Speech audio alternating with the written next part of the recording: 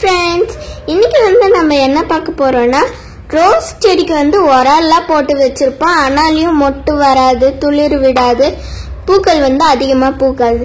அந்த பிரச்சனைங்க எல்லாம் சால்வ் பண்றதுக்கு தான் இந்த வீடியோ. என்கிட்டயும் ரோஸ் செடிக்கு இருக்கு.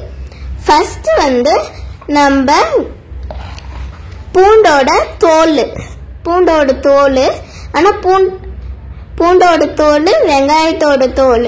ஆனா நீங்க பூண்டை போட்டுறாதீங்க, பூண்டை மட்டும் போடாதீங்க. பூண்டோட தோல், வெங்காயத்தோட தோல். அதுக்கப்புறமா கொஞ்சம் கருவேப்பிலை, கொத்தமல்லி, அதோட ஸ்டெம் இதெல்லாம் இருக்குங்களா, அதுவும். அதுக்கப்புறமா தக்காளியோட வேஸ்ட்டு.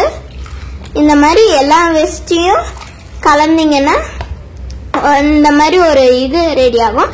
இதில் தண்ணியை ஊற்றி ஒரு 2 days நீங்கள் வச்சிங்கன்னா உங்களுக்கு ஒரு ப்ரௌனிஷ் கலரில் இதாகிடும். நான் இதுதான் ஃபஸ்ட் டே, இது உங்ககிட்டயும் சொல்லலான்னு சொல்லி நான் இதை வீடியோ எடுக்கிறேன். அதுக்கப்புறம் தக்காளி, அதுக்கப்புறமா கொஞ்சோண்டு எக்ஷெல் இருக்கும். அந்த எக்ஷெல்லை இதெல்லாம் க்ரஷ் பண்ணி இதில் போட்டுருங்க.